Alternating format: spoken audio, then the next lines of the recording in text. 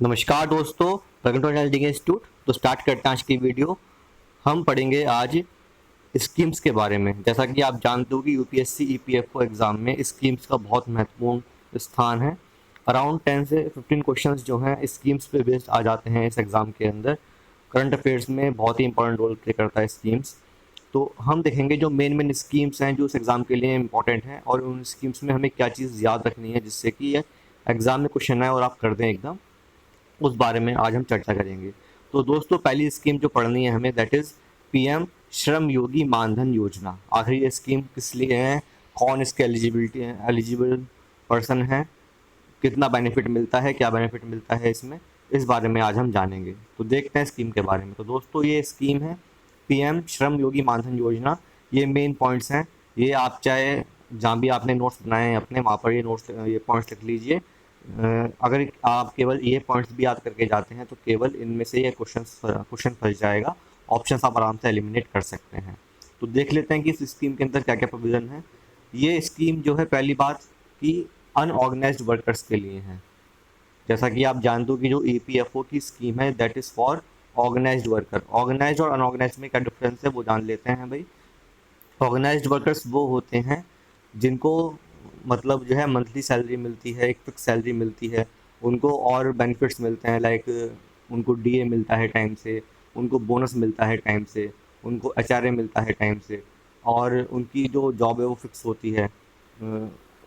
Employees को terminate करने के लिए रूल्स हैं, रेगुलेशंस बना रखे हैं गवर्नमेंट ने, लेबर मिनिस्ट्री ने, वो फॉलो किए जाते हैं। तो ऐसे वर्कर्स हैं, उनको बोलते हैं हम ऑर्गेनाइज्ड वर्कर्स।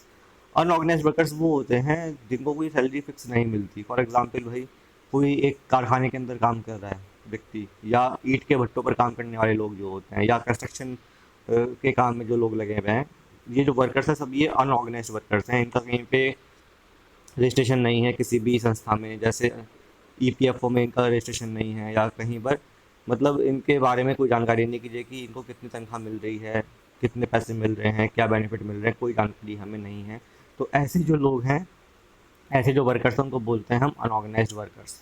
तो ऐसे अनऑर्गेनाइज्ड वर्कर्स जिनकी मंथली इनकम जो है 15,000 पर मंथ से कम या उसके बराबर है, ठीक है, 15,000 से कम या उसके बराबर है, और 18 से 40 साल की उम्र तक के लोग। ध्यान रखिए, ये तीनों पॉइंट ही इंपॉर्टेंट हैं इसमें। अनऑर्गेनाइज्ड वर्कर्स हो, 15,000 से कम या उसके बराबर सैलरी हो, और जो एज ग्रुप है वो क्या हो, 18 से 40 साल के बीच में हो, वो इस स्कीम के लिए एलिजिबल हैं। तो ये हो गया इसका eligibility criteria. First is unorganised worker, second is salary should be less than और equal to 15,000, and age is 18 to 40 years के बीच में, या 18 साल भी हो या फिर 40 ईयर्स भी हो, वो भी एलिजिबल हैं इस स्कीम के लिए। उसके अलावा जो ये वर्कर्स हैं, ये एनपीएस में कवर नहीं होने चाहिए, ईएसआईसी वाली स्कीम्स में कवर नहीं होने चाहिए, और जो ईपीएफओ की स्कीम्स है उसमें कवर नहीं होने चाहिए। ये जो वर्कर्स हैं, एनपीएस, ईएसआईसी और ईपीएफओ, इसमें ये वर्कर्स नहीं आने चाहिए, ठीक है। और अगर ऐसा है तो ये जो वर्कर्स हैं ये एलिजिबल हैं इस स्कीम में, वो अपना एनरोलमेंट करा सकते हैं। फ़ायदा क्या मिलेगा इससे? They shall receive minimum assured pension of 3,000 per month after age of 60 years.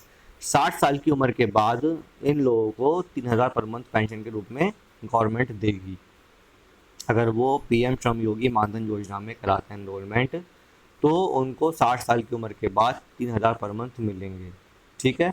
और अगर क्या होता है कि जो पर्सन है उसकी डेथ हो जाती है, तो उसकी जो वाइफ है उसको 50% मिलेगा पेंशन का। ध्यान रखिए, 100% नहीं मिलेगा, कितना मिलेगा?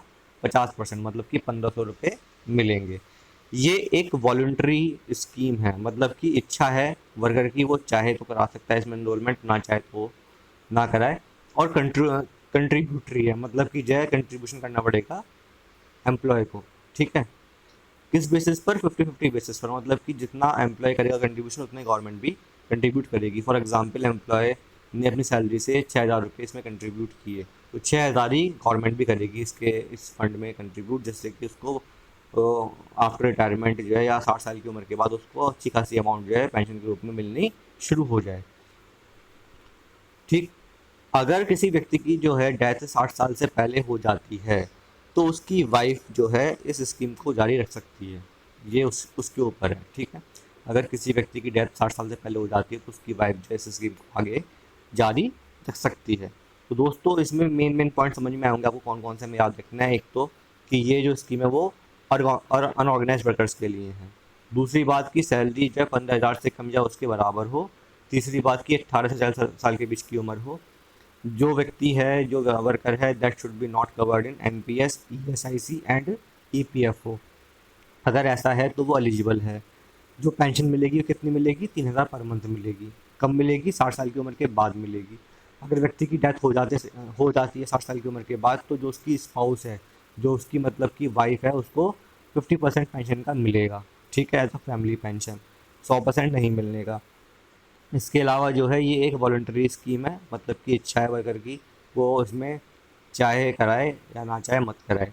उसके बाद कंट्रीब्यूटरी है, मतलब कि उसको कंट्रीब्यूशन देना पड़ेगा अपनी सैलरी से, लेकिन क्या है कि जितना कंट्रीब्यूशन सरकार ये एम्प्लॉय देगा उतना ही जो है गवर्नमेंट भी उसको कंट्रीब्यूट करेगी, जिससे कि अमाउंट बढ़ जाए इसके फंड में।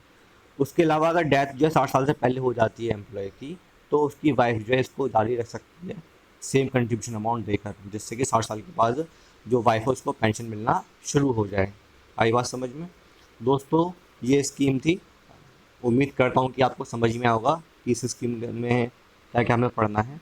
अगर अच्छी लगे video, please like this video, share this video, subscribe my channel. Thank you, have very nice day.